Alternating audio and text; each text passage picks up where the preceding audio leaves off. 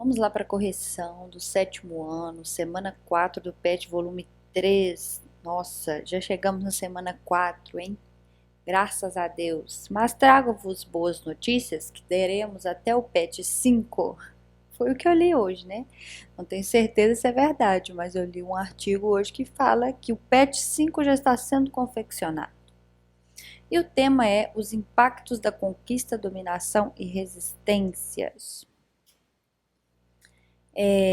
Extermínio dos primeiros povos americanos é explicado pelo DNA. Vamos ler este textinho aí. Desde 2010, uma equipe internacional de cientistas esteve extraindo amostras de cabelo, dente e ossos de múmias e cadáveres de antes da conquista da América. O material remonta a um período entre 8.000 anos e 500 anos atrás. O DNA nessas amostras permite investigar como foi a chegada dos verdadeiros conquistadores do continente e qual o seu parentesco com as populações indígenas atuais. Acabaram de ser publicados os resultados da maior análise desse tipo, que estudou 92 restos mortais encontrados principalmente no Peru, na Bolívia e no Chile. Os pesquisadores sequenciaram o genoma mitocondrial, a parte do DNA, que passa de mãe para filhos, e os compararam aos da população atual da América do Sul. Os resultados indicam que grande parte das populações indígenas originais desapareceu depois da chegada dos conquistadores espanhóis. Segundo o trabalho publicado pela Science Advances, nenhuma das linhagens genéticas encontradas nas múmias chegou aos índios da atualidade, aos indígenas da atualidade. Então, esse texto aqui é só uma curiosidade, né, para explicar aí se há algum parentesco ainda hoje, ainda na atualidade, dos indígenas atuais com aqueles da época da chegada dos espanhóis. Atividades. Nós vamos direto para atividade. Por quê? Porque isso aí já são temas que vocês estudaram nas aulas anteriores do PET, né? Então é só basicamente uma complementação. O texto abaixo é um relato de Hernán Cortés, conquistador espanhol, que foi um dos responsáveis pela conquista e dominação da civilização asteca. Leia o texto e em seguida responda as questões abaixo. Eu vou ler com vocês porque eu tenho certeza que meus alunos não lerão. Talvez outros lerão, mas os meus não leem. Fiz com que limpassem aquelas capelas, pois estavam cheias de sangue dos sacrifícios que faziam.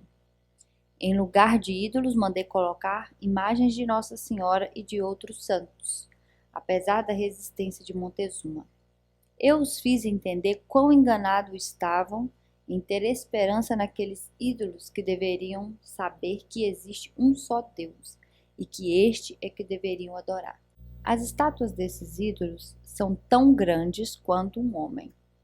São feitas de semente e legumes que comem, moídos e amassados com sangue de coração de corpos humanos, os quais arrancaram do peito vivo. Cada coisa tem seu ídolo. Assim há, por exemplo, um ídolo para a guerra, outro para a colheita e assim por diante.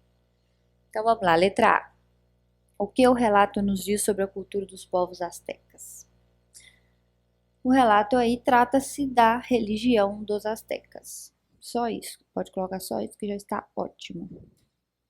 Letra B.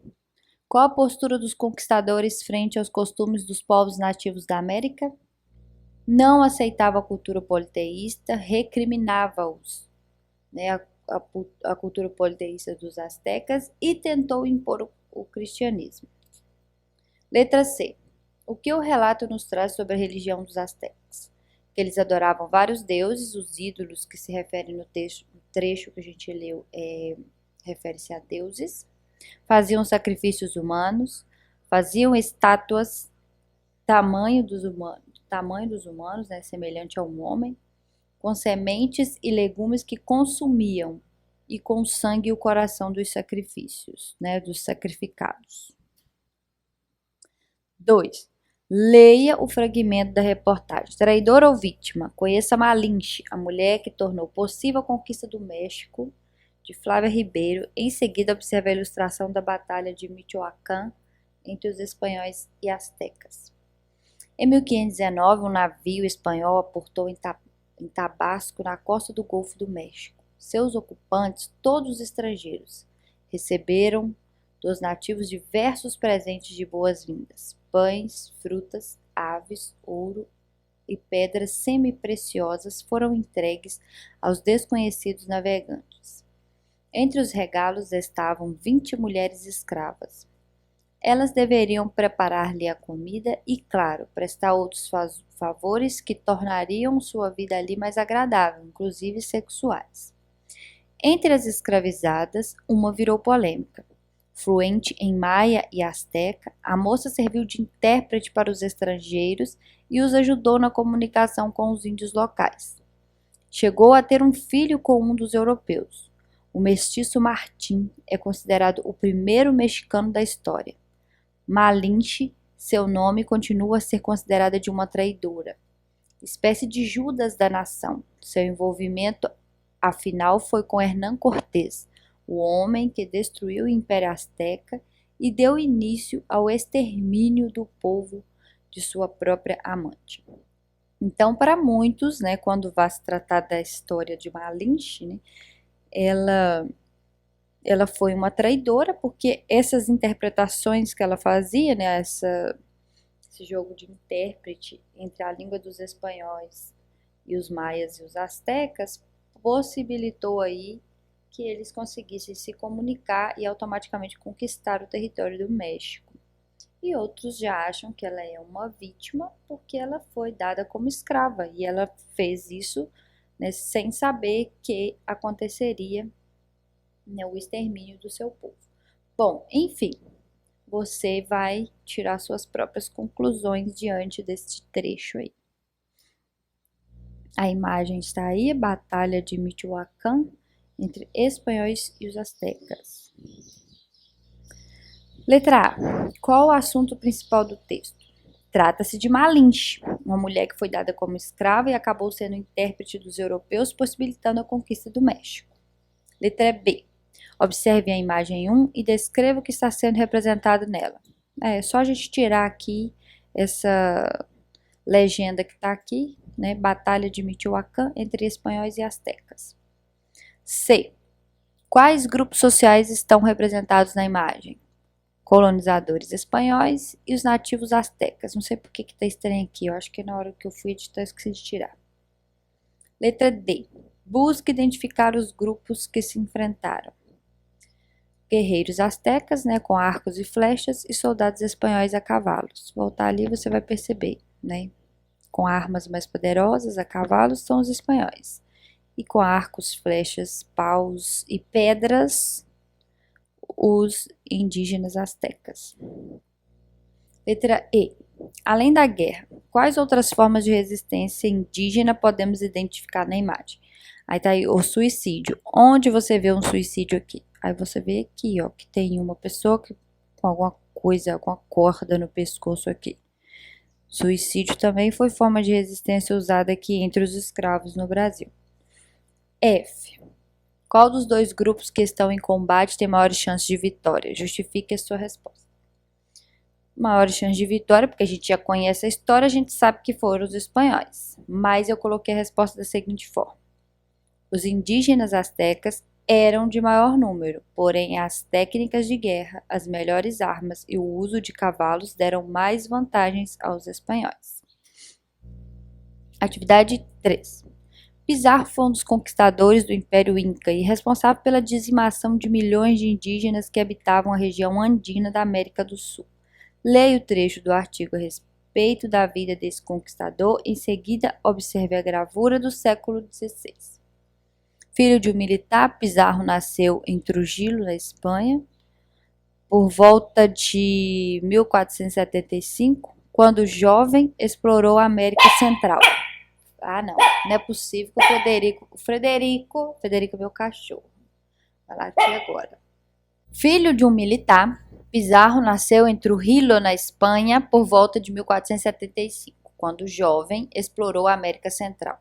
Depois de ouvir histórias sobre o extenso rico império erguido na América do Sul, em 1523 planejou conquistar o território Inca para a Espanha. Poucas pessoas acreditaram que a empreitada seria bem-sucedida. As primeiras expedições realmente fracassaram, mas em 1531 Pizarro chegou às terras incas, hoje pertencentes ao território peruano. Em 15 de novembro de 1531, Pizarro e seus homens entraram na cidade inca de Cajamarca. Superiores em armas, facilmente derrotaram os incas.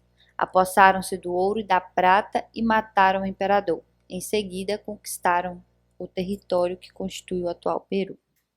Aqui está aquela imagem que também é menor, eu coloquei ela em maior aqui, em maior tamanho aqui para vocês observarem melhor.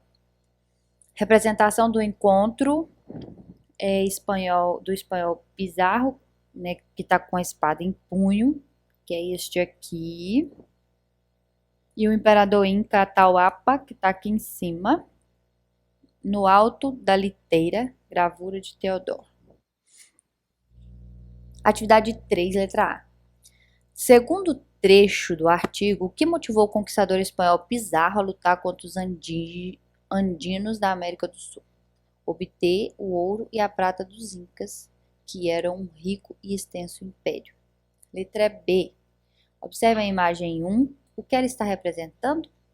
O encontro do imperador Inca Atahualpa e o conquistador espanhol Pizarro. Letra C. Quais grupos sociais estão representados na imagem? Coisa que a gente tem paciência com esse negócio de grupo social representado na imagem, né? Acho que não tem um pet que não tem isso, nenhuma semana que eles não perguntam a mesma coisa. Colonizadores espanhóis e os incas, que eram os nativos. Letra D. No embate representado na imagem 1, quem está lutando contra quem? A pergunta é praticamente a mesma, né? Espanhóis, liderados por Pizarro, contra os incas. Letra E. Qual dos dois grupos tem o maior número de pessoas na luta? Isso pode dizer que esse grupo venceu a batalha? Justifique sua resposta. Os incas eram de maior número, porém as técnicas de guerra, as melhores armas deram as vantagens aos espanhóis. É a mesma resposta lá da outra questão, né? Você pode olhar aqui que a grande maioria aqui eram de indígenas incas, mas quem venceu aí foram os espanhóis. Graças a Deus, chegamos ao fim do PET 4, aleluia, glória a Deus, amém.